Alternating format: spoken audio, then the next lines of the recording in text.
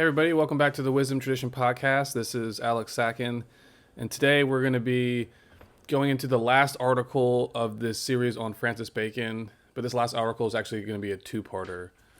It's really long, so I cut it up into two, but the title of it is called The Four Masks of Francis Bacon.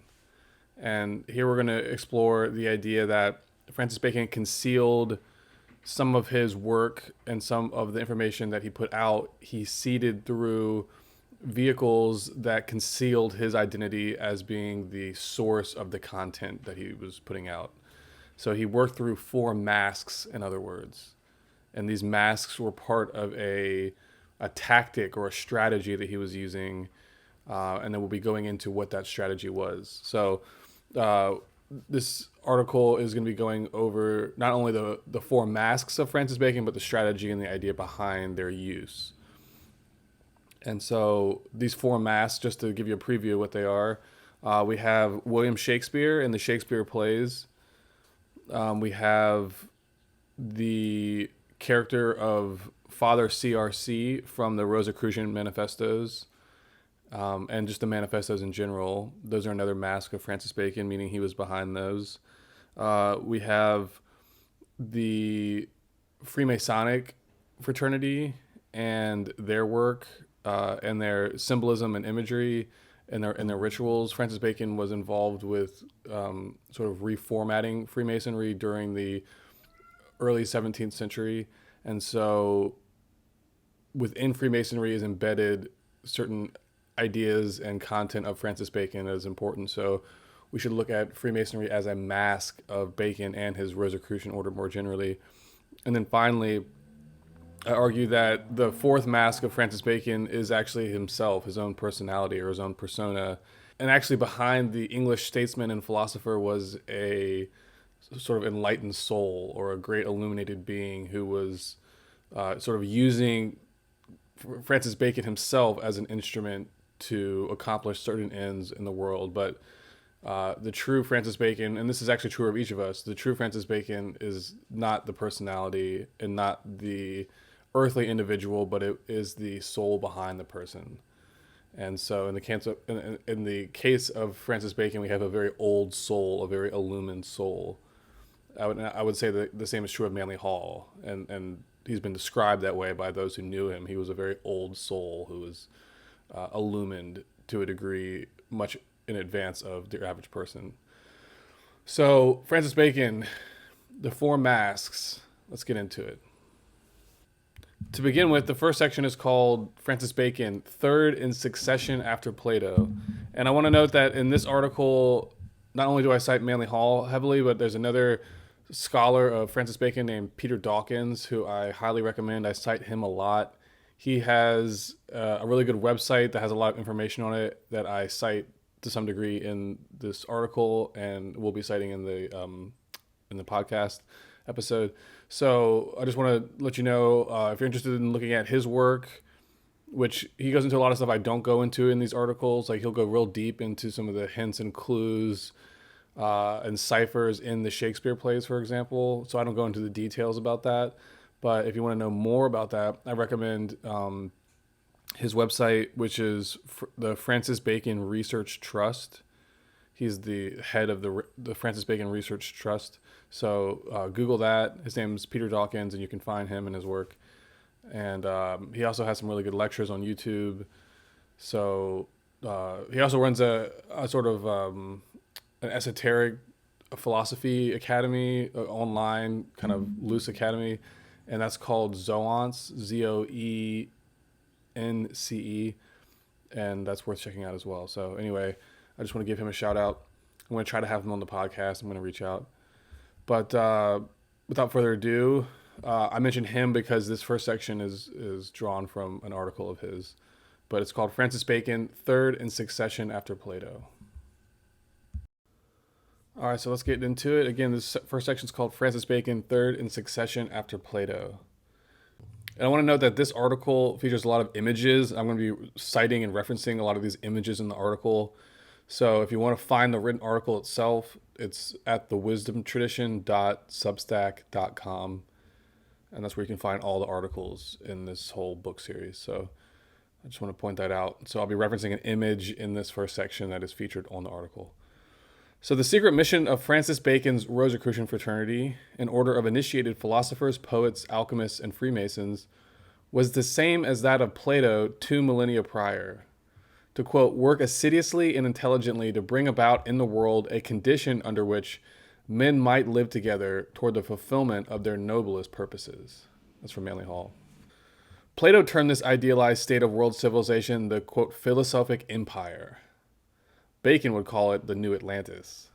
In both cases, the ideal was the same, to have the leadership classes of society trained in the arts and sciences of philosophy, so that they may work together to bring about a worldwide reformation in human affairs, thereby propelling mankind forward toward the realization of a long-awaited golden age. In Bacon's thinking, this golden age represents the culmination point of mankind's evolutionary growth, a state of accomplishment that nature is pulling us toward slowly but steadily and inevitably. Bacon revealed his new method of discovery, or the scientific method, in order to catalyze and hasten this natural evolutionary process. He then created the Rosicrucian Order and its various offshoots and branches as mechanisms or instruments through which his method could be implemented and put into action. Bacon's connection to Plato is made transparent in a cryptic woodcut that was printed as the frontispiece of the 1640 English edition of his famous book, The Advancement and Proficiency of Learning. In this woodcut, reproduced above, we find located on the wall behind Bacon's portrait an oval plaque stating, in Latin, the foremost of philosophers, third in succession after Plato. So again, you can find this image in the article itself. Plato is actually not the real name of the famous Greek philosopher. His true birth name was Aristocles. Plato was actually an honorary title. Baconian scholar Peter Dawkins observes that the name Plato is likely derived from a Greek source, Plato, which means son of Lato. In Greek myth, the son of Lato is Apollo, the mythic sun god who personifies enlightenment. So Plato was associated with the god Apollo. I mentioned this back in our series on Plato, that there was a connection between these two. So now we're going to see that there was a connection between Bacon and Apollo as well. And this woodcut makes this clear. The pupils of Plato's academy often referred to him as their Apollo. With Francis Bacon, we find a similar phenomenon. Among the intellectual and artistic elite of his Rosicrucian fraternity, Bacon was often referenced as the High Chancellor of Parnassus. Parnassus being the mountain of the Muses, ruled over by the gods Apollo and Athena. To the Rosicrucians, Bacon was viewed as a spokesman and agent for Apollo, while Athena, the consort of Apollo, was said to be Bacon's chief muse. If Bacon is indicated as the third successor after the original Plato, as the above plaque suggests, who might be the second? Peter Dawkins believes that the second reincarnation of Plato, the one preceding Bacon, was Marsilio Ficino, the founder and organizer of the Italian Renaissance. In my opinion, the first successor to Plato would then likely be either Ammonius Saccas or Plotinus, two of the founders of the Alexandrian school of Neoplatonism, the mystical philosophic successor to Plato's original academy, whose works would later be translated and studied in Ficino's school in Florence. Regarding Ficino, Peter Dawkins writes, quote, Ficino was almost certainly the previous successor to Plato, about whom the Baconian plaque makes an inference. Francis Bacon was the next in line of these great initiates, the third successor to Plato, who likewise laid the foundations for the next leap in human consciousness and development, building upon the inheritance left by Ficino, who himself built upon Plato's work. Again, that's from Peter Dawkins. During the Renaissance, Ficino served as the Merlin to Cosimo de' Medici's King Arthur, meaning he served as a wise spiritual counselor to Cosimo, who was the hierarch of the powerful Medici banking dynasty of medieval Florence. The Medici family provided Ficino with a private estate. Dawkins explains that this estate served as the central philosophical hub of Europe. He called it the Academy in reverence to Plato. Here he was known as the New Plato. And this was all during the Renaissance, remember. In his own time, Francis Bacon performed the same role as Ficino. Operating out of various estates provided to him by the Crown of England, he established a thriving Platonic academy populated by initiates, philosophers, artisans, and poets. Like Ficino and the Neoplatonists before him, Francis Bacon founded an institution, the Rosicrucian Order, designed after the original ideal of Plato's academy. His society was rooted in England, but had branches that extended east into the European continent and also west into the American colonies. In Europe, the Rosicrucian Order's two primary strongholds were in England and Germany. Notably, these two regions were also strongholds of the Protestant Reformation and earlier during medieval times, epicenters of guild activity.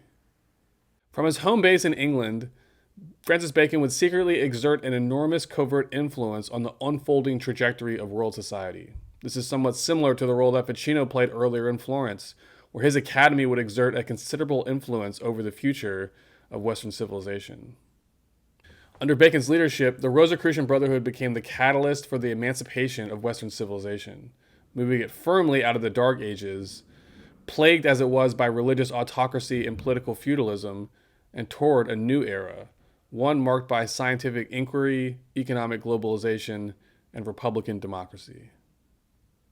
And this way, Francis Bacon pursued the same great quest as his predecessors, the realization of Plato's ideal of the philosophic empire. To this grand mission, Bacon added a scientific angle, revealing for the first time publicly, albeit in a concealed fashion, the scientific art of discovery utilized by the mystery schools to develop their systems of esoteric knowledge.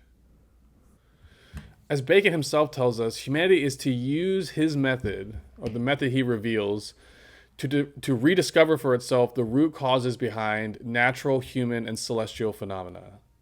This is a mission we are to pursue collectively as a race, under the political organization of a democratic commonwealth of nations, led by philosopher-scientists in the model of Plato's philosophic elect. So that's the end of this first section. We're tying a link here between Plato and Francis Bacon, and also to the Renaissance, and seeing how these all fit into a historical framework or historical pattern. So let's move on. The next section is called Lord Bacon's Art of Transmission. All right, next up, we have a section called Lord Bacon's Art of Transmission. Like Plato before him, Francis Bacon was an initiate of the mystery schools of his time and place. Also, like Plato, he sought to utilize philosophy as a means of creating a new worldwide mystery school, one dedicated to the collective initiation of all mankind.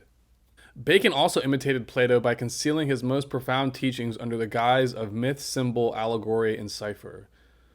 On this topic, Manly Hall writes that, quote, examination impresses us with the rather obvious fact that Bacon, like Plato, knew far more than he ever wrote. Through his writings, we discover that, quote, his books are from a source greater than the man. And this man was indeed great. Describing Bacon's luminous character, Manly Hall writes that, quote, Bacon was endowed with not only an extraordinary mind, but with a peculiar majesty of person. It is often reported of him that his very presence inspired the deepest veneration. He radiated power disciplined by reason and brought to the service of a universal vision. Summarizing Bacon's connection to the wisdom tradition or perennial philosophy, Hall writes that, quote, through the writings of Bacon, especially those unacknowledged, flow the streams of an old wisdom. Through his pen, Plato, Pythagoras, and the old Greeks found a new release. All knowledge was his province, and especially that secret knowledge of causes. And I want to note the things that Manly Hall's describing about Francis Bacon is also true of him. He was also someone who was described as having a majesty of person and who exuded a type of energy, a type of power, but that was not a intimidating kind of power, but like a attractive type of power. So I just want to point that out. In this way, Francis Bacon was really like the second coming of Plato. Throughout his works, we catch glimpses of Bacon as the master of magic. This is Manly Hall again. Here is the Kabbalist dealing in secret art, the astrologer seeking the mystery of planetary energies, the alchemist laboring towards the transmutation of the human estate. Explaining why concealment was necessary to the accomplishment of his grand mission, Hall writes that Bacon, quote, was resolved to lay the footing of a philosophic empire in the world. this ambitious plan was counter to the interests of established powers in the church and state. Thus, his mission impelled an elaborate program of concealment against premature discovery. Hall continues, quote, if Bacon believed that he had made certain discoveries out of time, that is, ahead of the maturity of human institutions, he might have concealed these discoveries by use of an ingenious code. Here, Hall is alluding to the pragmatic precautionary rationale behind Bacon's policy of concealment. This undoubtedly explains at least some of Bacon's motivations, but there is also another motive behind Bacon's actions: to lay out a treasure trail of mysteries deliberately designed to draw inquiring minds into a process of intellectual discovery. In concealing certain key esoteric truths in his writings and in the published works of his secret society, Bacon was merely following the archetypal approach of the mysteries. Hall elaborates, quote, the history of the esoteric tradition, which has descended from remote ages through an order of initiated adepts and disciples, has always featured an elaborate pageantry of concealment. This submergence of sublime truths in symbols, fables, and emblems was not motivated by a desire to prevent the spread of knowledge. Rather, the true motive was to prevent its perversion and misuse by the ignorant of that divine magic which is grounded in the knowledge of causes. He continues, the human being must be conditioned ethically, morally, and spiritually before he can be entrusted with the secrets of his own existence. This obvious truth justifies the elaborate machinery of concealment used by the ancient mystery schools to prevent the general dissemination of the esoteric tradition. For such a reason as this, Bacon might have developed an elaborate mechanism to preserve and yet conceal certain discoveries which he regarded as too dangerous to be incorporated in the structure of his formal published writings or published works. Peter Dawkins, like Manly Hall, also believes that Francis Bacon, in the transmission of his work, was intentionally following the blueprint of the old mystery schools. He writes, quote, part of Bacon's life and work is in the light and able to be easily seen, and part of it is in the shadow, i.e. veiled from immediate sight. The open aspect is represented by his work known under his personal name of Francis Bacon. His veiled aspect is signified primarily by his work under the mask of William Shakespeare, although he had other pseudonyms too, which we will explore in more detail below. This dual openness and secrecy forms the basis of his treasure trail, which is Kabbalistic in nature and follows the initiatory practices of the schools of the ancient wisdom, i.e. the mystery schools. The main ideas behind this art of transmission is to reveal knowledge in such a way that it becomes like a treasure trail or game of hide and seek. By discovering what he has hidden, we train ourselves in his art of discovery, which we can then use to discover whatever we wish to know concerning the elements, properties, and laws of nature. From these discussions, we begin to appreciate that the method Bacon used for communicating his message and mission, i.e. his art of transmission, was initiatic by intent. Peter Dawkins states this clearly. Bacon's art of transmission or method of discourse is what he calls initiative, with he himself serving as the originating initiator and hierophant, or high priest. Bacon describes his use of this initiatic method in his own writings with surprising transparency. Quote, indeed, this achromatic or enigmatical method was itself used among the ancients and employed with judgment and discretion. The intention of it seems to be by obscurity of delivery to exclude the vulgar from the secrets of knowledges and to omit those only who have either received the interpretation of the enigmas through the hands of teachers or have wits of such sharpness and discernment as can pierce the veil. That's from Francis Bacon himself. Bacon, summarizing the entire philosophy of the mystery schools in terms of their policy of occulting or deliberately concealing esoteric knowledge, writes that, quote, the glory of God is to conceal a thing, but the glory of the king is to find it out. And that's the point. That's the reason why they do this pageantry of concealment, is to, on one level, conceal things from those who aren't ready to know them, but at the same time, for those who are ready to seek out understanding, it presents them with a deliberate treasure trail to follow. And that the path that you go on as you follow that trail becomes your own journey, your own like hero's journey. So that's the basic idea of Bacon's art of transmission, and this art of transmission concept is going to inform why we have these this strategy put into place through these four masks. So we're going to be going more into the idea that this was initiatic by design. There's a strategy behind why he chose each of these instruments to work through. So before we get into what those four masks are, let's go further into his ideas and motivations concerning his plan of concealment. So the next section is called The Four Idols of the Mind, and he's going to be leveraging these idols as he comes up with this strategy. So let's get into that next. The Four Idols of the Mind. As we covered above, Bacon utilized his art of transmission, i.e. his cryptic and enigmatic method of revealing information, in order to teach and demonstrate his art of discovery, which is his scientific method. At least in part, Bacon's art of transmission is based around his attempt to highlight and direct our attention toward four innate cognitive biases that we as humans often fall victim to. These four fallacies are important to address at the outset, as Bacon's art of discovery cannot be successfully applied until they are overcome. Remember, the art of discovery is a scientific method. So he's saying that the scientific method can't successfully be applied until we learn to face and address these four innate cognitive biases that the human mind innately has. And if these aren't addressed, it's going to bias, or one of these four are going to bias how we interpret the scientific knowledge that we're generating through the scientific method. So in order to clearly use Bacon's art of discovery, we must understand these four idols.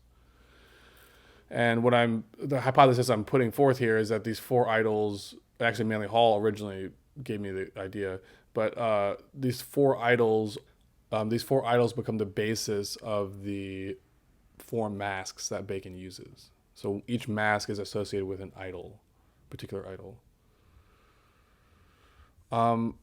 Writing in the Stanford Encyclopedia of Philosophy, author Jürgen Klein summarizes Bacon's overarching perspective on these four cognitive biases or idols of the mind. He writes, according to Bacon, the human mind is not a blank slate. Instead of an ideal plane for receiving an image of the world in total, it is a crooked mirror on account of implicit distortions, which he terms idols. Consequently, we have to improve our mind or free it from the idols before we can start any knowledge acquisition. That's the basic idea. We have to clear the idols, address them before we can really soundly develop our scientific knowledge. Manly Hall explains that an idol is an image, in this case held in the mind, which receives veneration but which is without substance in itself. In his own words, Bacon introduces these fallacies or idols by writing, quote, the mind of man is far from the nature of a clear and equal glass, wherein the beams of things should reflect according to their true incidence. Nay, it is rather like an enchanted glass, full of superstition and imposture, if it be not delivered and reduced. For this reason, let us consider the false appearances that are imposed upon us by the general nature of the mind. According to Bacon, the four idols of the mind are the idols of the tribe, those of the cave, those of the marketplace, and those of the theater. Let's go through these one by one. Bacon's first type of mental idol, the idols of the tribe, represent, as Manly Hall informs us, quote, deceptive beliefs inherent in the mind of man and therefore belonging to the whole of the human race. They are abstractions and error arising from common tendencies to exaggeration, distortion, and disproportion. Hall gives an example of how this idol works in practice. Quote, men gazing at the stars perceive the order of the world, but are not content merely to contemplate or record that which is seen. They extend their opinions, investing the starry heavens with innumerable imaginary qualities. In a short time, these imaginings gain dignity and are mingled with the facts until the compounds become inseparable. So the second one's idols of the cave, and these are mental distortions that exist within the subconscious of the individual, with the word cave here representing the mind.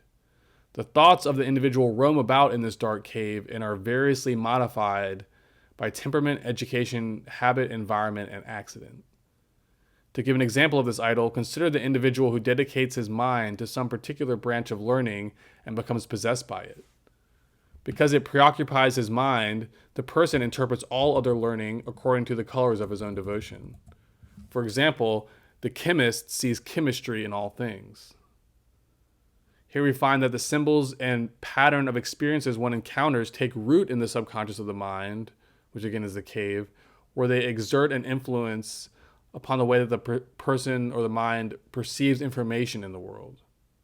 So in other words, these are like complexes, psychological complexes, and other forms of basically perspectives and beliefs that have been internalized, but that don't necessarily reflect accurately the truth of the situation. So they become a bias that we tend to interpret certain types of information in a certain way, not based on a clear perception of what that information is, but rather based on these certain tendencies that we have within ourselves to color the world in a certain way, so to speak. So the third idol is idols of the marketplace. These concern errors arising from the false significance bestowed upon words or symbols. A Zen Buddhist might term this fallacy attachment to name and form. Meanwhile, the Bible teaches us about it through its allegory of the Tower of Babel, which references mankind succumbing to a confusion of tongues. Manly Hall summarizes the main theme of this idol, noting that it primarily concerns semantics and originates in the use of words without attention to their true meaning. Words often betray their own purpose, obscuring the very thoughts they are designed to express. Often, words arise as substitutes for thoughts, and men think they have won an argument because they have out-talked their opponents. So an over-attachment to words rather than the meaning behind the word. And then the last idol is the idol of the theater. These are fallacies built up and justified by undisciplined and unlearned intellectual authorities and traditions, such as those found in the fields of theology, philosophy, and science. This form of idol is one that becomes cemented into a cultural system because of the influence of certain authority groups who advocate for it. As Manly Hall explains, this type of idol is defended by learned groups and accepted without question by the masses. When false philosophies have been cultivated and have attained a wide sphere of dominion in the world of the intellect, they are no longer questioned. False superstructures are raised on false foundations, and in the end, systems barren of merit parade their grandeur on the stage of the world. So I'll be going more into information about what this is further on in the article, how this idol works, but I think actually a perfect example of it is the situation that we find in the medical sphere with this idea of viruses. Because this is an idea, this is something I've talked about in earlier episodes, going back a year and a half ago or more. But the idea of a virus as a pathogenic agent is a concept that has been promoted by our intellectual authorities and our so-called scientists and experts. And yet the truth of the matter seems to be that there actually is no such thing as a virus, that the whole thing is in a sense, it started out as a misconception from an very early age of science. In the late 1700s was when the idea first was formulated. And so for years and years, there was no means to test out the idea. And so you had a whole industry get built up over the course of centuries, according to the expert opinion that these sort of epidemic of diseases are caused by these invisible sort of pathogenic elements that are transmitted sort of from person to person through some type of contact. And so that hypothesis was perpetuated for a long time, and you had a big industry built up around vaccines to service this theory. And then it turned out, once we had developed electron microscopes at a certain point in the 1950s, maybe it was, that they could never find this agent that they thought was viruses moving from person to person and killing them. But the industry had been built up so much and there was so much legal liability that this was basically suppressed. The fact that they never found it. And instead, they did a little bit of a switcheroo, a cause and effect switcheroo, which is that they would take a sort of image of a dying cell that has been dispersing basically packets of information as part of its death process. that are called exosomes. And so the scientists looking at their instruments, because they were biased according to their belief in this idea that they were going to find viruses, they never did. Instead, they found these exosomes, which are these packets of information that were emitted from a dying cell. And they saw those and they said, oh, those are the viruses. Those are causing the death. But actually, it's not. Those weren't causing the death. They were a symptom of the death. The cause of the death was never found. And so in every case that you have a disease or an illness attributed to a viral epidemic or a virus, it's always a misdiagnosis. There's something else going on causing the sickness, but we're misdiagnosing it based on this idea that it's a pathogenic virus. So that theory was actually a scientific theory that nature did not support, but the needs of industry and politics did not allow that process to feed back into science so science could correct itself. So instead we have this false science of medicine built on these ideas of viruses, and based on this false belief, we act out this giant theater, this giant world drama around COVID-19, and before that, AIDS, and before that, all kinds of different ideas of epidemic diseases that are caused by this idea of viruses. And then we have this whole theater of the vaccines and everything like that. So it's all a drama that mankind is acting out. But the source of the problem is the fact that the virus concept and the sort of, by implication, the vaccine concept as being legitimate scientific things, that this is actually a theater because they're not legitimate scientific things. So I think that this is like a beautiful example of how the idols of the theater work out. So anyway, we're going to be going more into that in this idol in the article, but not in the context of COVID. That was just my example I came up with just now to illustrate the idea here of this idol. So anyway, those are the four idols. And it was Bacon's belief that until these four idols of the mind are made visible and conscientiously overcome, his art of discovery or scientific method could not be successfully applied. As Bacon himself tells us, he offers his scientific method as a means to extricate mankind from its attachment to these fallacies, and thus to begin the whole labor of the mind again, restoring mankind its dignity. In other words, through his art of discovery, Bacon seeks to guide us past these idols so that we may perceive more accurately the workings and patterns of nature, ourselves, and God, the three levels of his pyramid of Pan. This breakthrough or breaking through of illusion restores to mankind our dignity because, seeing clearly, we are enabled to think and act in a more noble and intelligent manner, and thus to become the type of humans we are divinely intended to be. So that's the promise of Bacon's method. So that's the end of this section on the four idols, and now we're going to move into talking about the four masks of Francis Bacon. So these are going to follow directly, or these four masks are going to build directly on these four idols. All right, four masks of Francis Bacon. And again, these leverage the four idols just discussed. Manly Hall believes that as part of his art of transmission, Francis Bacon leveraged the four cognitive biases outlined above, i.e. the four idols of the mind, in order to conceal behind them the secret teachings and mission plan of his esoteric fraternity. Referencing Bacon's framework of the four idols of the mind, Hall asks, quote, could his lordship have been referring to certain images or appearances which he himself had set up in different departments of his life? If Bacon's art of transmission was intended to be initiatic in nature, then it would make sense that he would utilize a strategy of tactical concealment. This he accomplished by means of strategic masks or fronts, behind which he revealed certain knowledge about the beliefs and aims of his societies, while at the same time concealing the fact that he was doing so from all but the closest observers. In his 1946 article, Francis Bacon and His Secret Empire, Manly Hall lays out three of the strategic masks that Bacon utilized, tying each to one of the idols of the mind outlined above. The first mask Bacon utilizes is one that references his concept of the idols of the theater. These represent inner symbols or appearances projected out onto the world from the dark recesses of the mind. These, gaining popular support, parade themselves out onto the stage of life, leading men to act out a drama based on their belief in them, treating them as if they were real. Hall wonders if this idol might have been leveraged by Bacon in his organization of the Shakespeare plays, with Bacon using the authorship controversy as a means to demonstrate the workings of this idol in a real-world scenario. William Shakespeare, the genius poet, is a figment of our imagination, yet we act out a version of life based on a concept of history that treats him as if he were real. In this way, Shakespeare personifies an idol of the theater. Behind this fictional character is Francis Bacon, who is using him as a mask in order to teach us a lesson.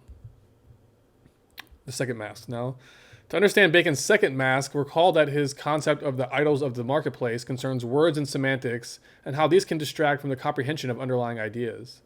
Bacon may have used the symbols and rituals of Freemasonry as a means to demonstrate this truth. The wealth of Masonry is in its symbolism and ritualism, and yet the key to unraveling the esoteric meaning of each has, over the centuries, been lost.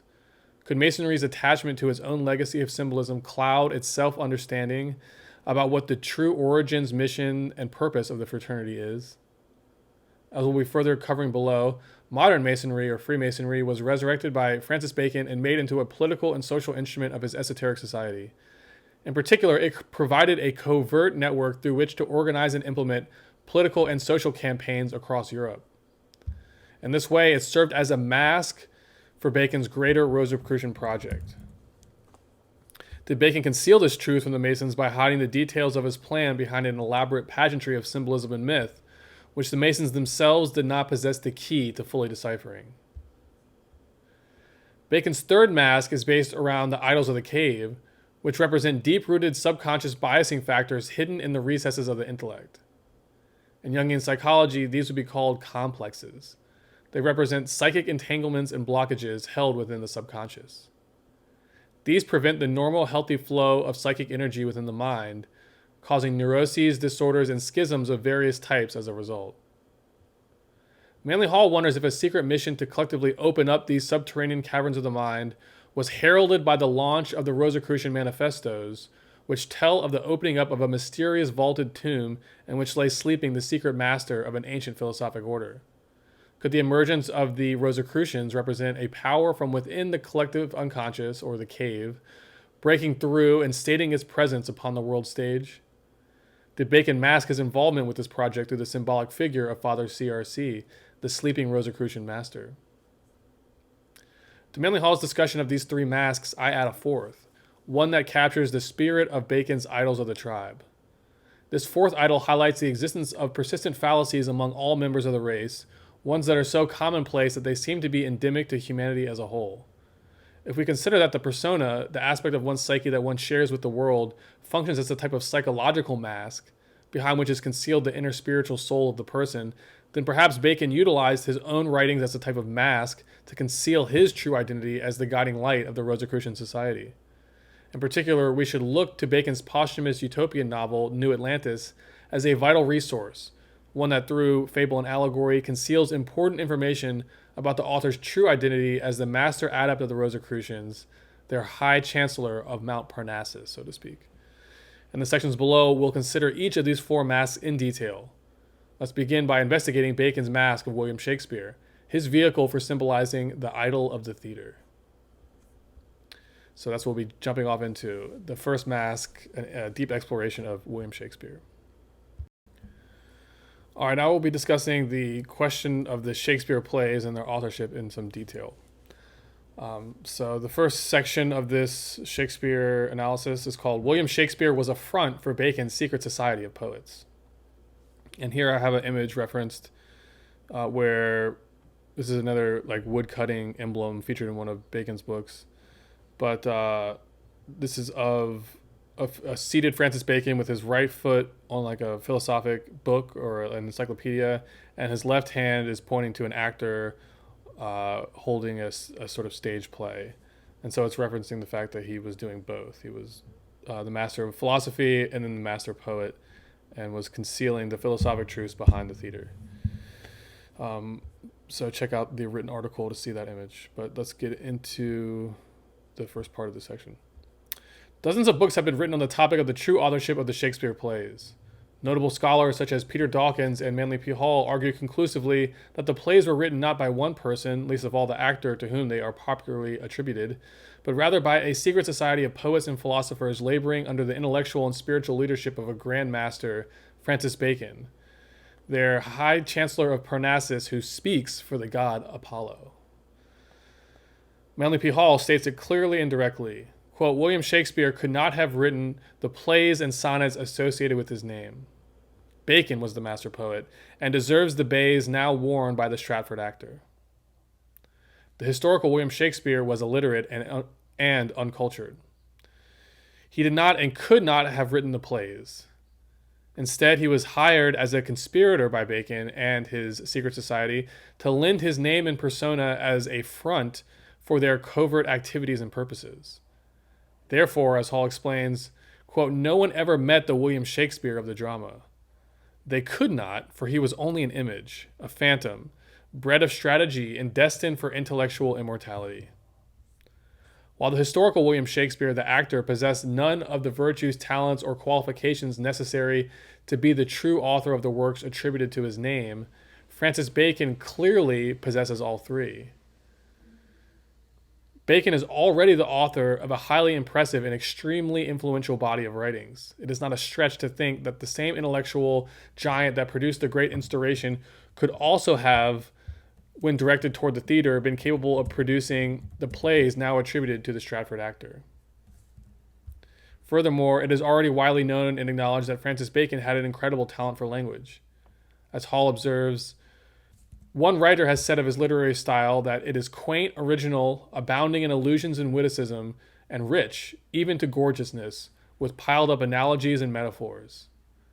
Furthermore, Hall writes that his personal literary writings are, quote, startlingly reminiscent of the style of the Shakespeare plays and have given comfort and support to the Baconians.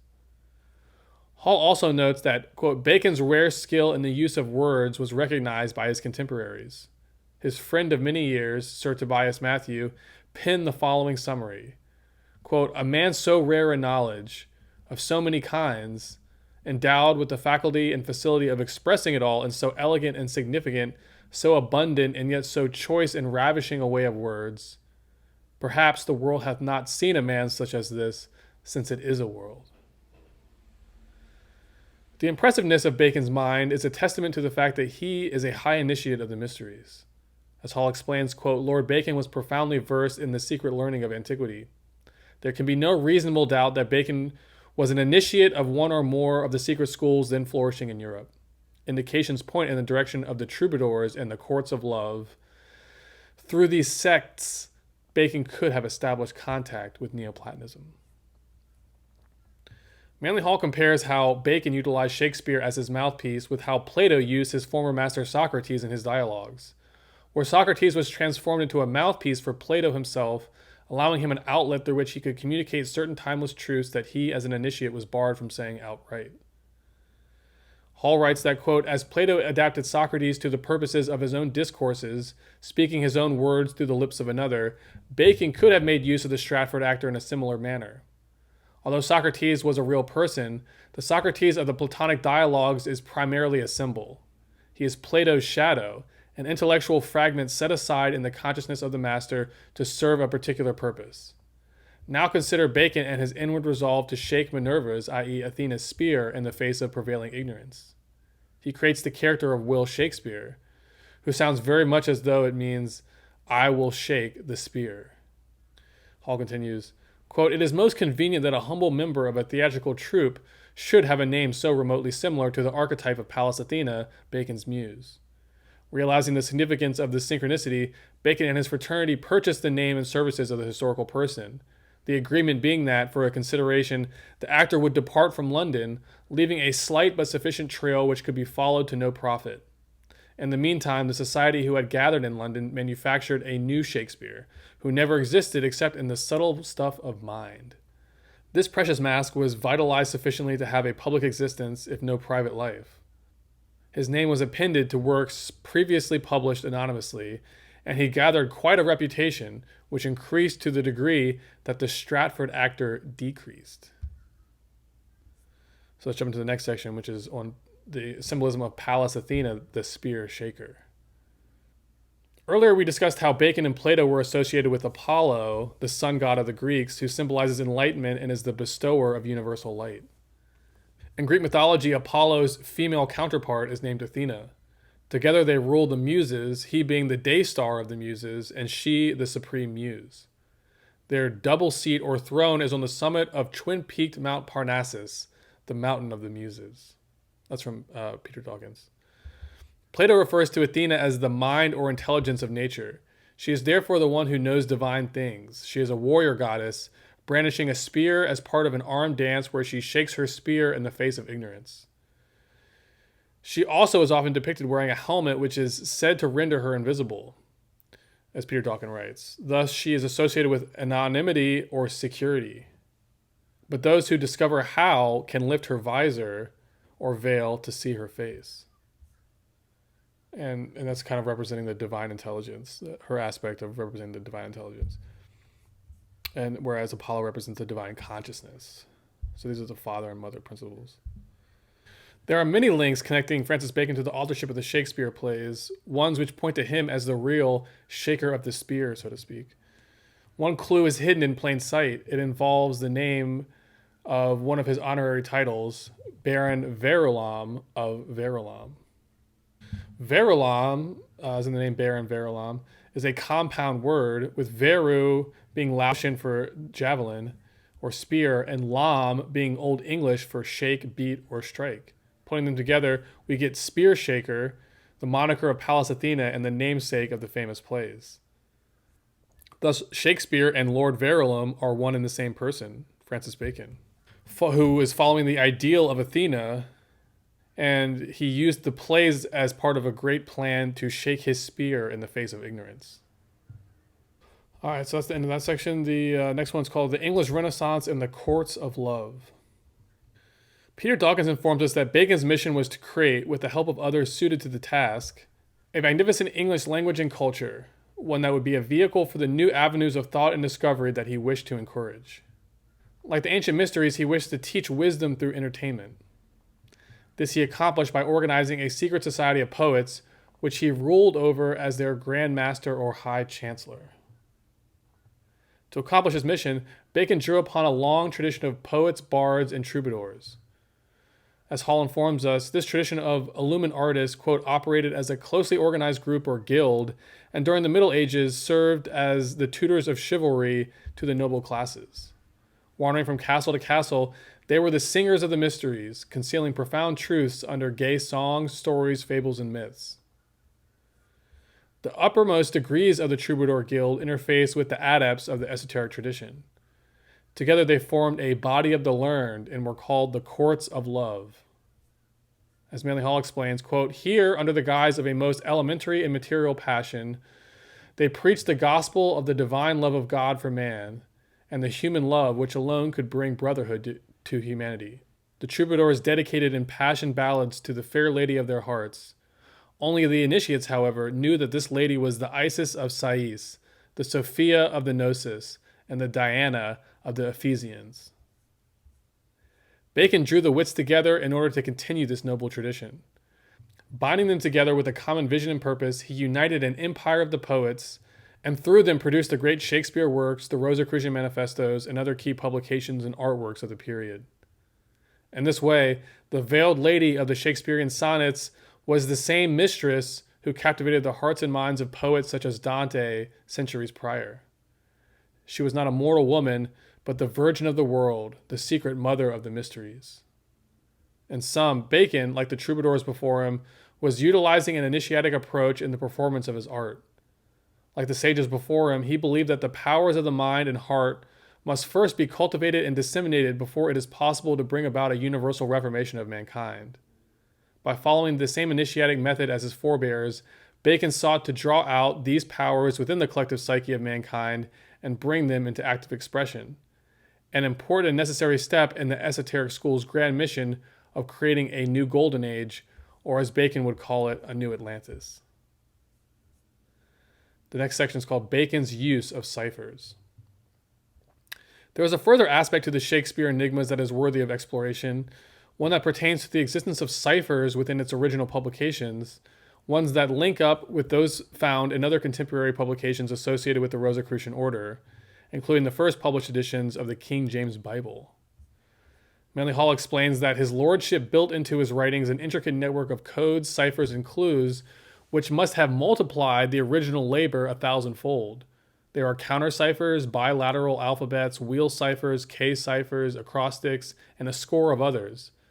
Title pages were designed with secret meanings. Vignettes and colophons were variously fashioned, and even the watermarks in the paper were given consideration. In the first Shakespeare folio, the Rosicrucian Manifestoes, the King James Bible, Bacon's own publications, and other works associated with the Rosicrucian Order, similar ciphers and codes can be found. All relate back to Bacon. The fact that these ciphers exist make it clear that Bacon was demonstrating, through the Shakespeare plays and other works, his art of transmission. He intentionally seeded these details into these publications in order to lay out a treasure trail, one which would inspire later generations of followers to apply his art of discovery in order to solve the mystery. In this way, he followed an initiatic method, one meant to guide mankind toward a process of collective awakening. Bacon's use of ciphers, masks, and other means of symbolic concealment imitates Mother Nature's method of communication, which itself is initiatory. As Manly Hall informs us, quote, nature itself is a mass of clues, indications, and intimations leading through long and devious complications to the light of truth. If a cipher is set up, patterned after natural law, whoever solves the cipher solves the mystery of his own existence. One is the symbol of the other. Therefore, the cipher is Bacon's method, the missing key to his reformation of the world. His is an initiatic approach, revealing to the mind, quote, how nature unfolds toward cause, and how the arts and sciences are in fact themselves ciphers concealing a hidden meaning under circumstances and appearances. The key to solving the cipher is the inductive method, by use of which all riddles in nature may be resolved. The true reading of the hidden message depends upon patient weighting of evidence and a constant elimination of long-treasured non-essentials. The end of the code is the knowledge of hidden causes. So the cipher is like a miniature of Bacon's method. So the next section is called The World Stage and the Art of Transmission. And this is going to be building on what we were just talking about. Francis Bacon devised the great Shakespeare enigma as a mystery play. As such, it served as a representation of his art of transmission, which imitates the style of the old mystery schools with its initiatic intent. In orchestrating the Shakespeare enigma, Bacon was deliberately looking for a vehicle through which to demonstrate his art of transmission. This method of initiatic communication, and he was trying to find a way to demonstrate it to the collective psyche. In the Stratford actor, he found the perfect mask, one ideally suited to both conceal and reveal his initiatic campaign.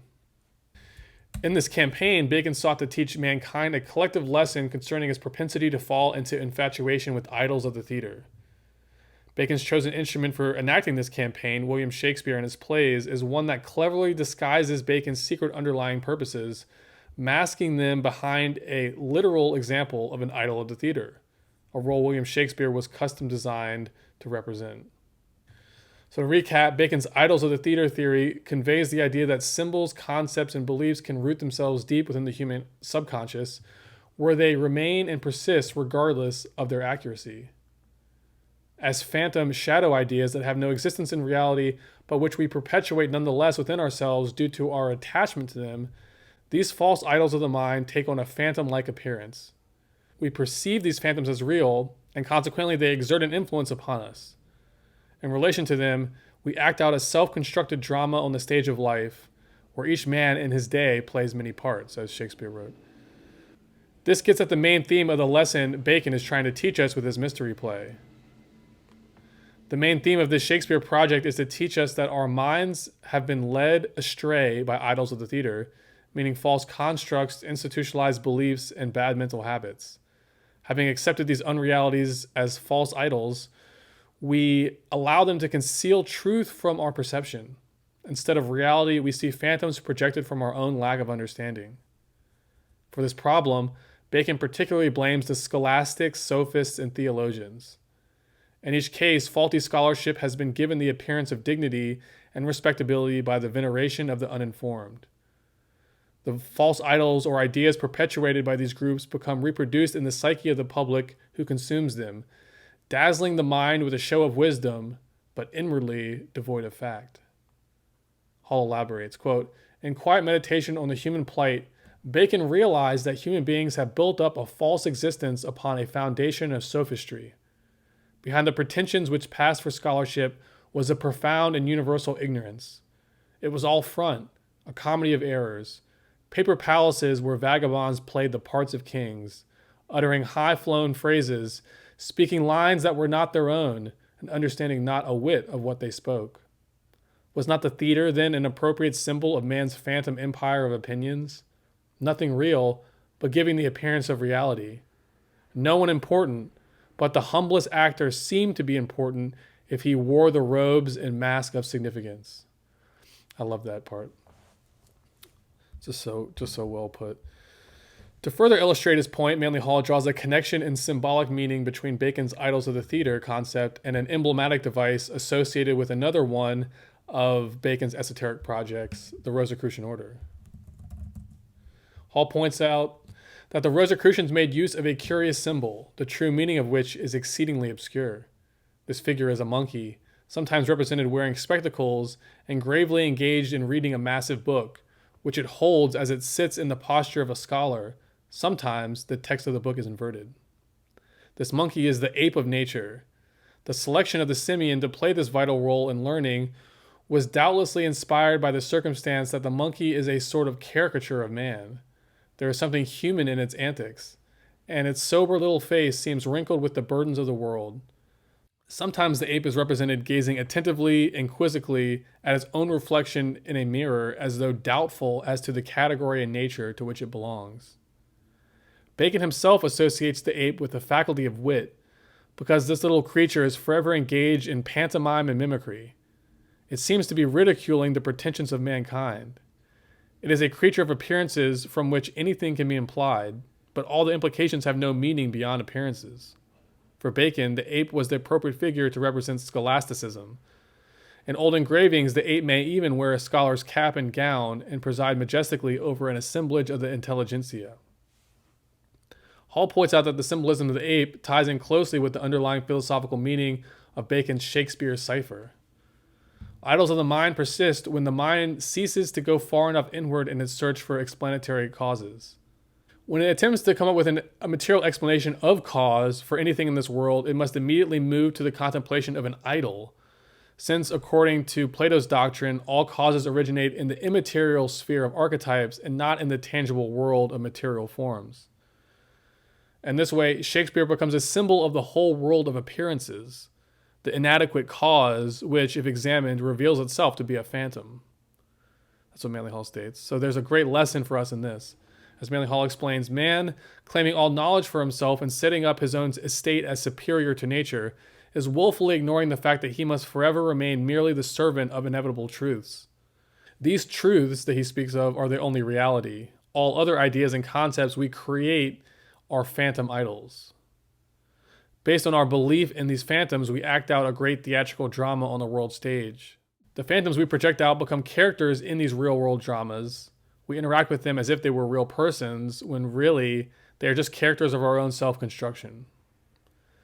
Keeping this lesson in mind, we come to understand that Shakespeare's comedies and dramas are really great symbols of mankind's collective state of ignorance, misunderstanding, and self-delusion. Shakespeare's tales of the rise and fall of empires, families, and personal fortunes are really stories of mankind in ignorance grasping through a maze of self-projected constructs and deceits for the light of true wisdom. As Hall further elaborates, quote, "Man now beholds his own kind in a variety of dignified states. He is emperor, king, and general. He is scientist, artist, and musician. A few have attained wealth or gained fame in sciences or letters, but regardless of styles and the fine quality of vestments, in spite of comforts and conveniences and all these civilizing influences which we worship as proofs of our eternal progress, in spite indeed of our cloud-capped towers and palaces, the, quote, tale still shows," the tale of the ape. We still read or appear to read the book of nature, but sad to say we have not yet discovered that we are, like the ape, holding the book upside down. And this brings us to the last section, which is on Shakespeare, which is called William Shakespeare, Idol of the Theater. Manly Hall suggests that the Shakespeare authorship question, deliberately designed by Bacon as an initiatic mystery, exists quite literally as a tangible example and representation of an idol of the theater. The public perception of Shakespeare as the cause behind the plays attributed to him is an archetypal example of how the human mind creates its idols of the theater. At root, the error is derived from the acceptance of a false pattern of cause-effect. Shakespeare was designed by Bacon as a grand symbol of an inadequate explanation of cause. In other words, he designed Shakespeare to serve as a literal example of his idol of the theater fallacy. As Manly Hall explains, through the intriguing device of the plays, Bacon gives us a valuable lesson in the weighing of evidence concerning the adequacy of causes. He writes, quote, Lord Bacon would tell us that genius, like all other natural phenomena, must originate in adequate causes. There is no exception. Where evidence is inconsistent with fact, it is because we have not hitched the effect to its proper cause. In the case of the genius Shakespeare plays, we find a perfect example of this fallacy. Everyone believes a man named William Shakespeare wrote the plays, yet none of the facts support that hypothesis. It is actually impossible that the real historical man by that name wrote those genius works. In truth, the historical Shakespeare was most likely illiterate, and his name was actually spelled differently. Shakespeare, Shakspere. For this reason, in William Shakespeare, the famous playwright, we find personified an inadequate explanation of cause. Yet, because of our propensity to perpetuate idols of the theater, he remains the popular choice to explain the existence of the plays. Hall elaborates, quote, there is neither rhyme nor reason to the man, yet we assume that he gives both rhyme and reason to the plays. Unschooled, he becomes the patron of scholarship. Uncultured, he becomes the monument of culture. In this way, Shakespeare perfectly embodies an idol of the mind, an inadequate cause accepted erroneously as fact. By accepting him as the master dramatist, all the rest is explained easily. There's only one difficulty. Shakespeare himself cannot be explained. Thus, smugness is preserved by ignoring that which conflicts with itself. Hall expands further on the idea that Bacon used Shakespeare as a teaching device. He writes that, by analogy, Shakespeare can stand for the physical cause of almost any physical phenomena. In fact, he is the proper object for the adoration of all materialists. The reason for this is that, like matter itself, William Shakespeare is an illusion deliberately made to appear factual. He is therefore the world itself, the empty substance of a dream, the apex of mortal pessimism. Knowing how deep-rooted the idols of the theater fallacy is, Bacon presciently knew that the official explanation of Shakespeare as the author of the plays would be widely accepted, and thus his mystery riddle or mystery play would remain and preserve itself long after his death. On this point, Hall writes that Bacon had the wit to see the circumstances and know that the human mind, battling to preserve its own status quo, would resort to the convenient concept of an accident genius beyond time and place to explain the plays. In the case of Shakespeare, the idols of the theater fallacy works its magic in the following way. The devout Shakespearean, perturbed by the absence of evidence to sustain his poet, follows the accepted course of manufacturing evidence, his primary objective being to sustain the status quo of the obvious. This is a common practice in all the arts and sciences. The physical and literal foundation must be protected against that sickly mysticism which would go beyond the physical world to search for the causes of physical things. To solve this riddle, we are intended to use Bacon's discovery method in order to go beyond the mask, thereby moving toward a contemplation of cause. As we do, we inevitably find Bacon as the hidden cause of the project. Manly Hall tells us that the trail of clues littered about the Shakespeare mystery point to Bacon and his secret society, and then through them it ascends along the links of the golden chain which binds earth to heaven. Therefore, even when the mind reaches Bacon himself, the end is not attained.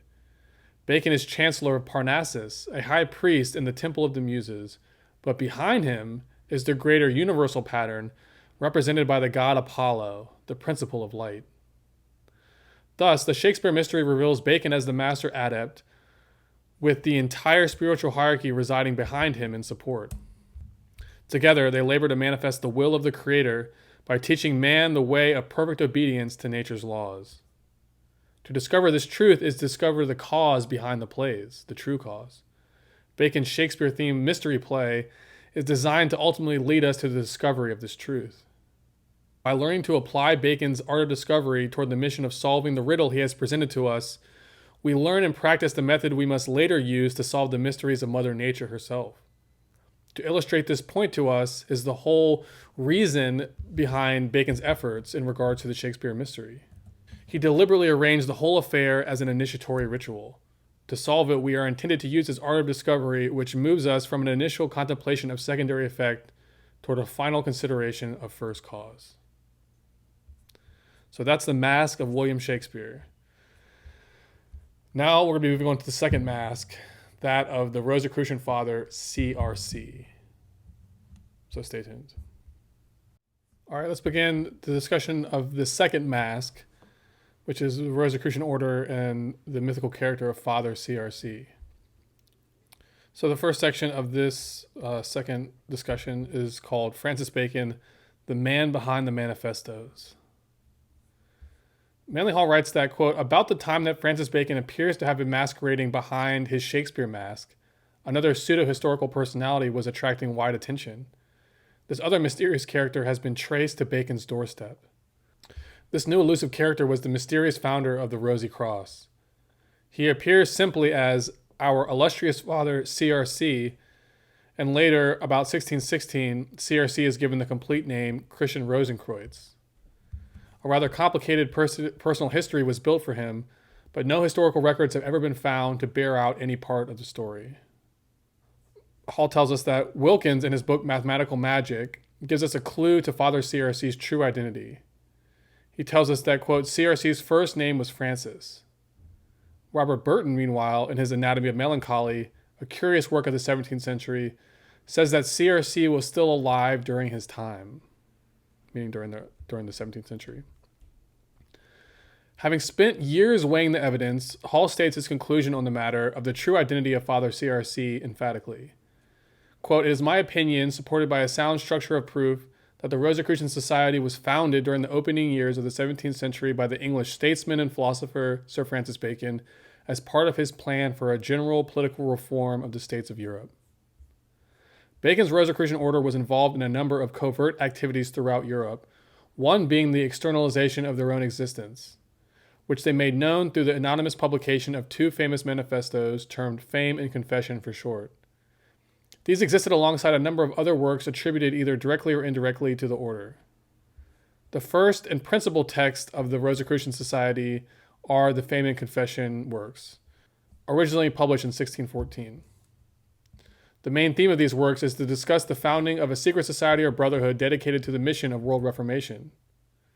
In these books, the mysterious founder of this order is attributed to a mysterious holy person concealing his identity under the initials CRC. Hall writes that, quote, the Fame and Confession are the only works which may be regarded with reasonable certainty as being the products of whatever original group created or conceived the organization. The original authors had no intention of giving out any further knowledge.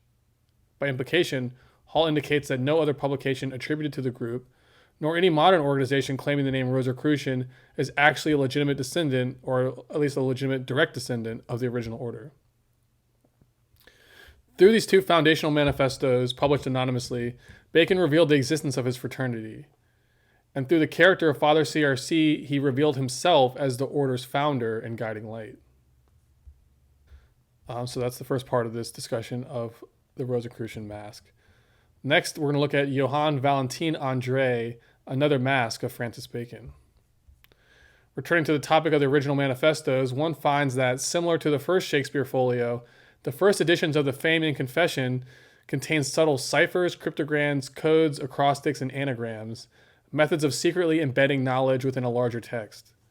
These, like those found in the first Shakespeare folio, all point to Bacon as the principal author of these texts. The first two Rosicrucian publications were originally released in Germany and not England, where the Rosicrucian Order was headquartered. This was for strategic reasons. It distracted attention away from the true author and his secret ambitions. These manifestos, though originally published anonymously, later became attributed to the German scholar Johann Valentin André, who himself confesses to have written them, but only as a prank, he states. Hall sees this as a cover, and not representative of the truth, however. He argues instead that Bacon's group used André as another one of their masks. He writes that, quote, "There is evidence that Bacon made use of André in the furtherance of this secret political and philosophical society." He writes, quote, "There is evidence that Bacon made use of André through the furtherance of his secret political and philosophical society.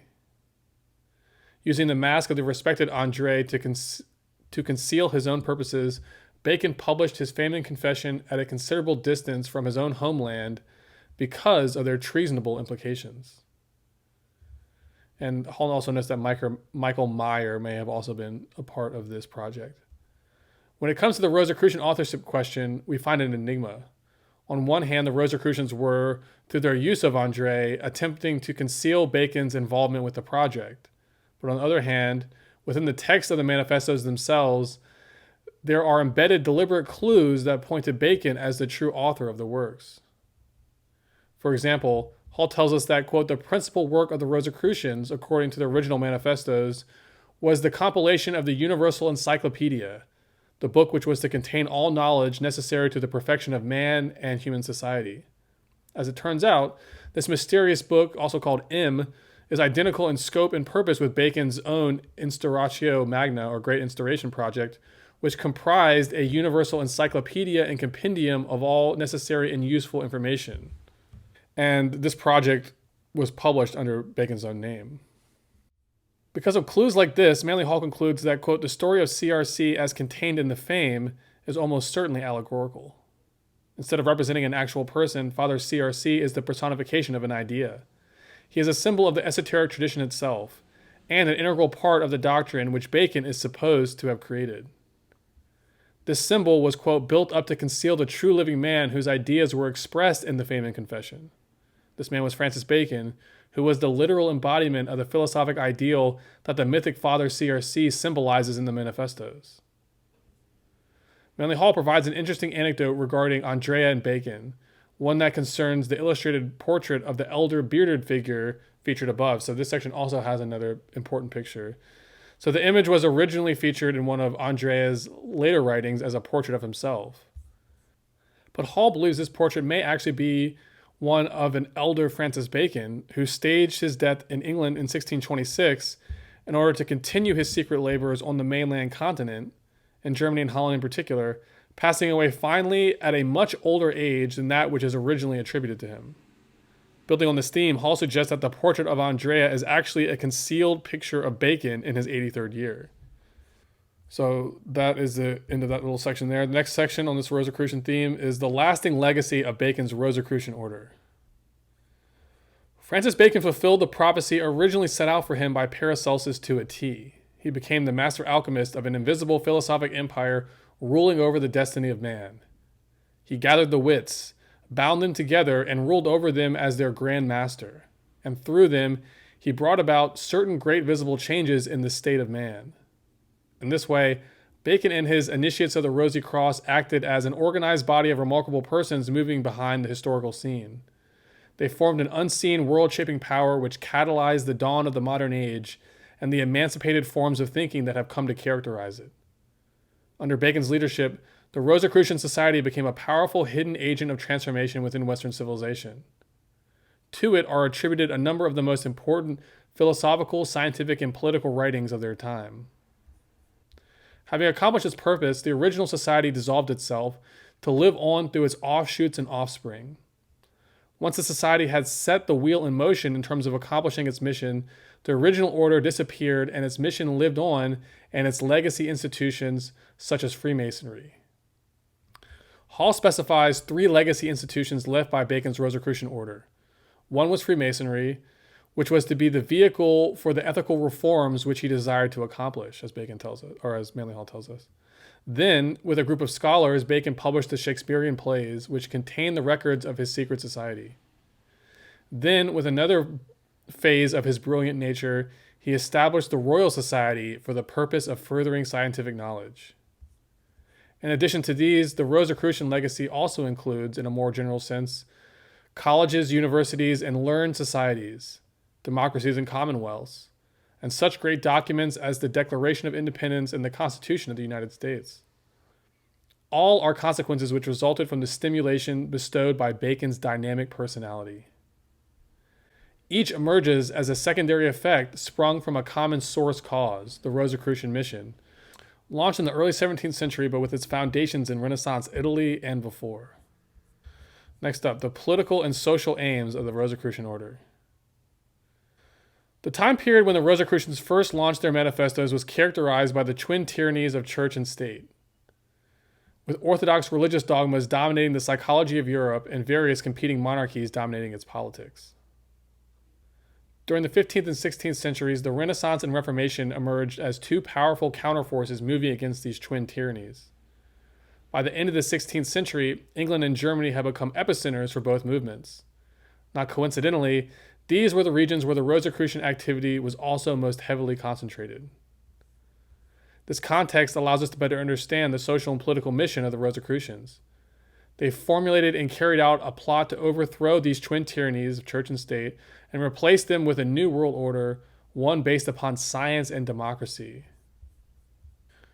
As the founder and moving spirit of Rosicrucianism, Bacon, along with a small group of initiates, utilized the Rosicrucian order as a vehicle through which to catalyze a number of social and political reforms long desired by the esoteric schools.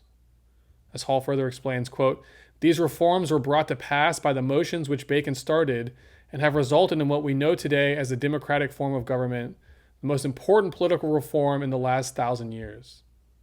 Bacon's reforms have also resulted in Western civilization's move into the scientific age, which Bacon, perhaps more than anyone, is responsible for bringing about." In his article, Francis Bacon and His Secret Empire, Manly Hall outlines the 8 primary goals of the Rosicrucian Order. These represent the real mission statement of the order, its true manifesto. Below, I go through them one by one, offering additional commentary to each. All right, number 1, the renovation of all human knowledge with emphasis upon the scientific discovery of causes. Bacon's new form of learning, his art of discovery or scientific method, is to be dedicated toward the pursuit of knowledge and performed in service of philosophic and religious ideals. Therefore, his is not a science of materialism. Rather, it is a science illumined from within by a core foundation in mysticism and esoteric philosophy. In classic initiatic fashion, the core spiritual content of Bacon's new science is not to be made apparent at first, but rather released gradually as human capacity expands. Because his framework of science was rooted in the metaphysical cosmology of Plato, Bacon advocated that scientific enterprise be directed not merely toward the classification of material forms and processes, but also toward the discovery of the metaphysical causes behind material events. As Manly Hall informs us, quote, "The Rosicrucians declared that the material arts and sciences were but shadows of the divine wisdom, and that only by penetrating the innermost recesses of nature could man attain to reality and understanding." Here we find restated the Platonic doctrine of archetypes. In Bacon's vision, science's aim should be to rediscover these archetypes by first studying how they reveal themselves through nature. Bacon's art of discovery teaches us precisely how to do this. So that was the first mission, the renovation of human knowledge with emphasis upon the scientific discovery of causes. This was a mission that was fulfilled through Bacon's art of discovery. The next up, mission statement number 2, the restoration of esoteric philosophy and the mystery school system. Manly Hall informs us that the Rosicrucians sought to restore the original mystical and philosophical systems of antiquity, which, once utilized, promised to progress humanity toward an enlightened state of mutual understanding and spiritual integrity. This phase of the program included, quote, "a purification of all existing faiths and a restatement of the primitive and universal religion." This involves the restoration of the mystical and philosophical theology and the purification of religions from the errors and fallacies by which the spiritual revelations of ancient times have been deformed. The collective cleansing of the mind is to be accomplished by means of Bacon's scientific method. Using this, we are to dispel mental errors while incrementally building toward a rediscovery of the sacred science of causes, the knowledge of which once formed the basis of the mystery school curriculum. The knowledge of causes or the knowledge of cause and effect is like the basis of all knowledge, really. With the coming of Bacon's Rosicrucian Society, an archetypal institution, the Mysteries, resurfaced under a new name. As Manly Hall explains, through Bacon, an esoteric order that had existed for many centuries temporarily resurfaced under the name Rosicrucian and then faded back into total obscurity. The original Rosicrucian society of the 17th century therefore represents the reappearance of the secret beliefs of antiquity. Through this order, the old wisdom of the ancients was adapted to the needs of a new generation. It gave the world what it had impatiently been waiting for, a philosophical program suitable to the extension of human consciousness over the area of nature and nature's work. Motivated by this ambition, this small group of scholarly men set to work to organize the great mass of philosophical tradition that had extended from the past, and they drew to themselves isolated individuals from practically every country of the world. Bound together by a common brotherhood of purpose, they set to work to reconstruct the pattern of human life from the old landmarks and footings of the philosophical era. Sir Francis Bacon was the leader of this esoteric society. He was, as Hall describes, a link in that great chain of minds which has perpetuated the secret doctrine of antiquity from its beginning. The secret doctrine is concealed in his cryptic writings. So that was the second goal of the Rosicrucians, the restoration of esoteric philosophy and the mystery school system. The third is the enlargement and perfection of the arts, by which the power of beauty could be released as a culturing and civilizing force. This aspect of the Rosicrucian mission was a continuation of the work originally set in motion during the Renaissance, which itself was a progression of earlier artistic labors of the troubadours, artisans, and masons of medieval times. The Rosicrucians, while on one hand advocating for science, on the other hand also advocated passionately for the arts. Remember, the arts are featured as step 4 of Bacon's 6-stepped art of discovery method. Art is part of Bacon's philosophy of science, in other words. Hall explains why the Rosicrucians felt that art was so important. Quote, creative artists have a special responsibility, whether in music, painting, poetry, architecture, or literature. They are the molders of public opinion and the prophets of new ages. Their vision is the intangible foundation upon which practical men must build tangible structures. For the Rosicrucian Order, the Shakespeare plays were an important part of their mission to revamp the arts. Later, the operas of Mozart and Wagner would continue this mission. The architectural works of the Masons are another component of this mission. These can be found everywhere the esoteric tradition has taken root, from Paris to London to Washington, D.C. Next up, the political reformation of states toward a philosophic empire. Bacon shared Plato's ideal of the philosophic empire. This entailed the abolition of all monarchical forms of government and the substitution, therefore, of the rulership of the philosophic elect. In practical terms, the philosophic empire is to manifest itself as a democratic commonwealth of world nations, with a mystery school serving as its socio-cultural foundation and centerpiece. In this model, the mystery schools become educators of the political, cultural, and intellectual elite of world society, who then carry forth its ideals into the public body. Their mission is to pursue and attain scientific knowledge in order that they may perform better and more useful charitable works for the good of all mankind. The end of this project is to be, quote, one nation, one people, one faith, and one work. The illusion of competition was to be dispelled by the reality of a magnificent program of cooperation. As citizens of the world nation, it becomes, quote, the moral duty of every person to live in harmony as a part of the great human family. Here is created the commonwealth of the wise, one people under the sun, united in holy purpose and dedicated to the attainment of all good things possible to the state of man. The golden age this philosophic empire is to bring about is one fulfilled through the unselfish and charitable use of scientific knowledge, which is pursued in order that man may, quote, discover all things that are knowable concerning matter, time, and space. So that's the point of the philosophic empire and the political reformations that it heralds. So that is the fourth aspect of the mission. The fifth aspect of the mission statement is the creation of a permanent organization to perpetuate the long-term mission of the order. The Rosicrucians sought to put a machinery in place that would go on pursuing its mission long after the founders of the original order had departed. Manly Hall explains that, quote, the whole utopian dream must have a beginning in time as well as an existence in eternity. In other words, the metaphysical hierarchy of the mysteries must work through a terrestrial institution in order to complete its mission. Bacon's Rosicrucian Order provided this institutional vehicle. Through it, the mysteries reincarnated. Peter Dawkins further elaborates, quote, Bacon's real temple is metaphysical, being a temple of the mind, with the great instauration being a method of building this temple of light in the mind or soul of mankind. The earthly Solomon's house, which is his name for his Rosicrucian Order, is a means of facilitating the building of this temple, of this soul temple, and bringing heaven down to earth like the New Jerusalem, or of raising old Atlantis out of the flood to become a new Atlantis in the heavens. It works like the Gemini myth, wherein the immortal descends in order that the immortal may be raised. As part of his labors, Bacon worked to set up a permanent institutional infrastructure for the mysteries to incarnate through, one that would survive after he and the original members of his order had died and disappeared from the world stage. For this reason, as Hall informs us, quote, Bacon's purpose was to create a world within a world, an internal sphere within an external state.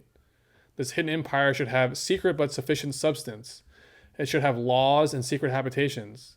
It should be populated by a race of creative spirits, and it should survive as a hidden but ever-present force until such time as nature could bring forth her mystery. Thus came into being the Empire of the Concealed Poets, another name for Bacon's Rosicrucian Society.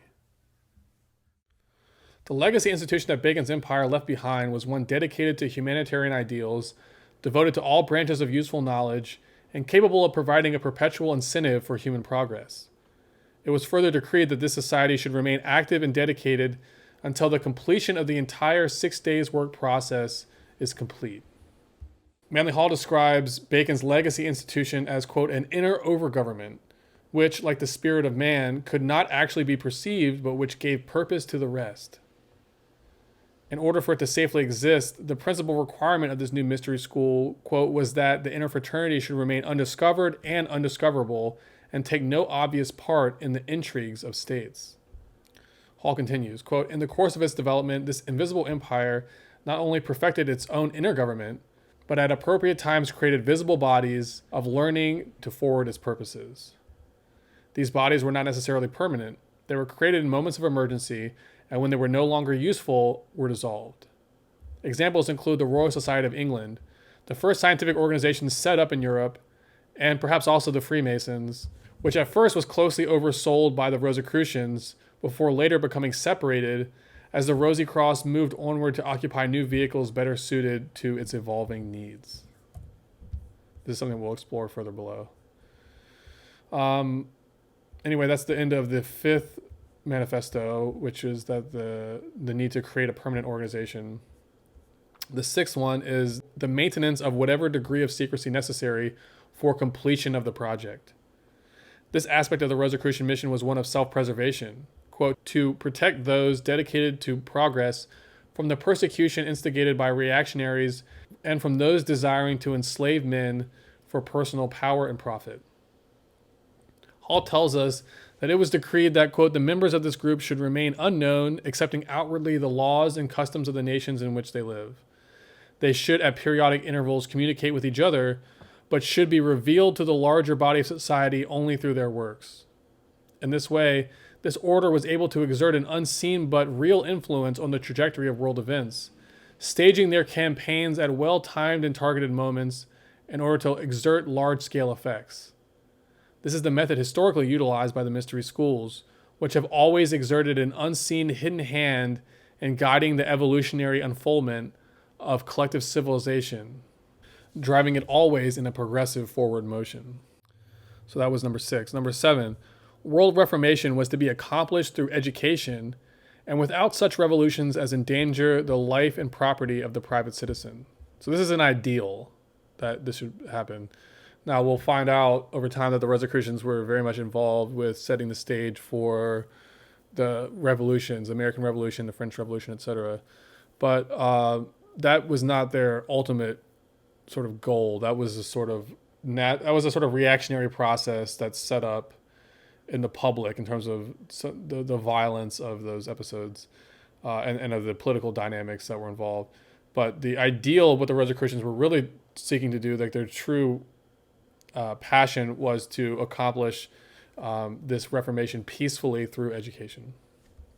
So it is the task of the hidden hand behind world events to direct how world institutions unfold at a large scale. While this is a powerful position to occupy, it is not all-powerful. The invisible college does not control how or why the lower castes compete and fight with each other during these evolutionary growth processes. This is their own karma. The collective infighting that mankind experiences is the result of our own unredeemed karma and misguided illusions. These we must work out on our own. It is not the fault of the spiritual hierarchy, so to speak.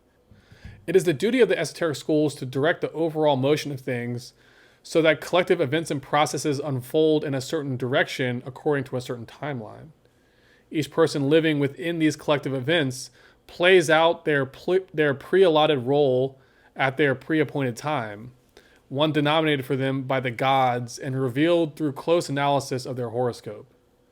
These aren't under the control of Bacon's society. Instead, they pertain to each person's personal relationship with their higher self. Bacon and his Rosicrucian Brotherhood believed that ultimately education would be the true vehicle for man's salvation. Therefore, the principal instrument of their reformation was to be accomplished through the spread of scientific knowledge and the promotion of its use in economic and technological development. And their thinking, quote, "The wise man cannot be enslaved, and the ignorant man cannot be freed. Therefore, there is no salvation for man apart from his own education in right thinking and right living."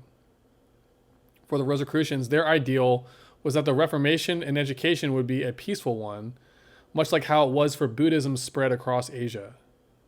Thus, this Reformation, quote, "should be orderly and within the boundaries of law, with their particular efforts directed toward the reformation of law itself, to the end that human statutes should be brought into harmony with the universal laws of life and nature."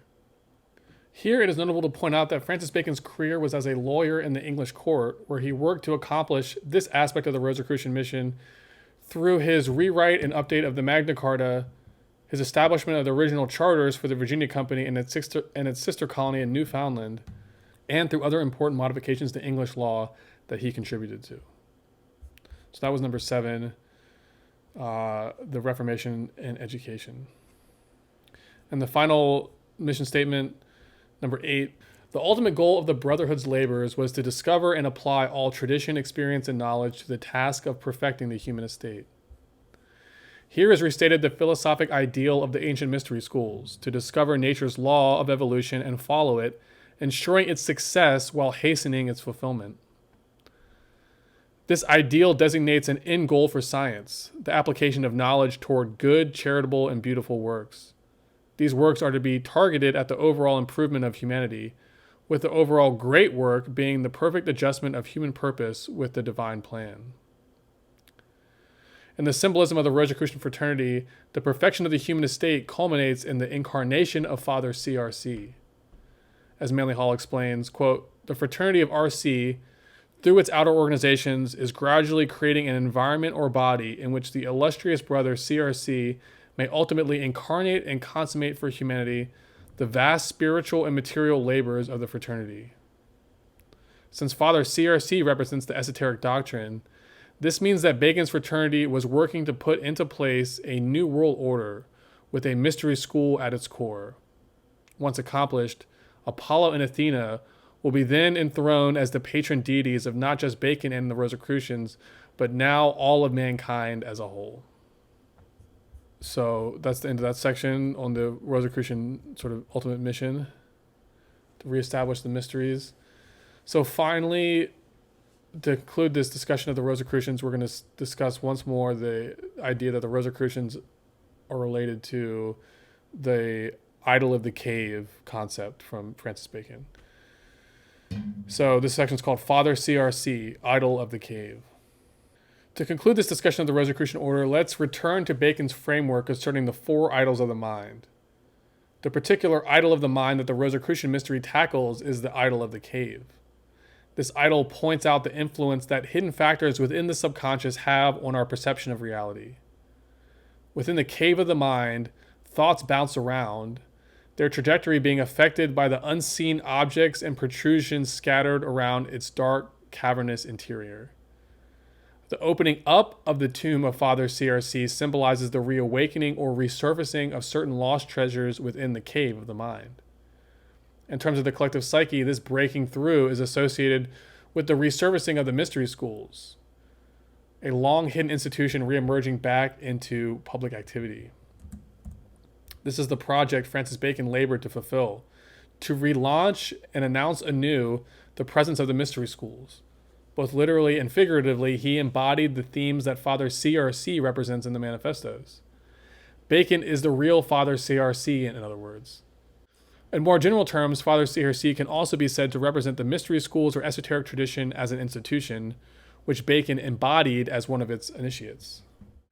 Using his art of transmission, Bacon, a master alchemist, embedded in his various projects an elaborate treasure trail of clues and hints that together point to him as the mastermind of a grand philosophic project for world reformation, one which was to be carried out through a network of secret societies he worked to establish.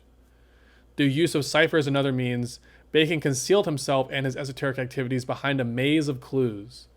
And this way he positioned himself much like Father CRC, awaiting for us to rediscover him in a tomb closed in and protected by a deliberately challenging path of clues, false leads, fronts, masks, ciphers, misdirections, emblems, etc. Once we break through these obstacles, the golden wisdom of this illustrious father awaits our rediscovery. In terms of the human psyche, the Rosicrucian allegory concerning Father CRC can take on a second level of meaning. Here it signifies the breaking through into consciousness of the illuminating power of self, the chief archetype of the collective unconscious, and the divine power behind all human life, and indeed all life in the world. Working through its faithful servant, Francis Bacon, and the initiates of the Rosicrucian Society, the divine self restated its presence in an explicit yet enigmatic way to a European civilization that had long been asleep to its presence. The Rosicrucian Manifestoes were wildly popular almost immediately upon release, becoming a topic of great interest and debate among the upper classes of early modern European society. They seem to have stimulated a pre-existing archetype within the collective unconscious of Europe, triggering a deep fascination, curiosity, and sense of hope among the intelligentsia of the day. There was almost like a mania surrounding them. The excitement was well warranted. A secret society dedicated to the reformation of world civilization formally announced itself on the world stage. In actuality, it was the resurfacing of an archetypal institution, the mystery schools, whose existence dates back to prehistory, but which had for a long period gone dormant in the life of Western civilization. Overall, on the topic of Father CRC, the mythic founder of the Rosicrucian Order, we conclude that Sir Francis Bacon, the great adept initiate prophesied by Paracelsus, was the real Father CRC, the man behind the myth. This great adept was entrusted with the task of perpetuating and disseminating the sacred wisdom of the mystery schools, while updating it for the requirements of the new cycle of activity mankind had moved into since the collapse of classical civilization. To fulfill his mission, Bacon formulated the Rosicrucian fraternity as a modern restatement of the old mysteries. In this way, he followed in the footsteps of the Templars and troubadours who themselves followed the path earlier laid down by Plato. Like Plato, Bacon advocated for a worldwide mystery school to be created, one that would be contained within and protected by a worldwide democratic commonwealth of nations. This international nation was to be ruled over by the philosophic elect and dedicated to the goals of universal education, charitable service, and the pursuit of global enlightenment. Simply put, Bacon's secret mission was to revitalize and relaunch the old institution of the mystery schools, while also seeding the ground for it to eventually take up residence in its predestined homeland, America, which was to serve as the headquarters for this new Atlantis. So that wraps up that whole section on the Rosicrucians. Next, we're going to be looking at Freemasonry as a mask. This will be the third mask. But since this episode is going long, I'm going to spin the rest of this off into a follow-up episode or a second episode, a part 2. And so let's pick things back up there, and I'll see you there.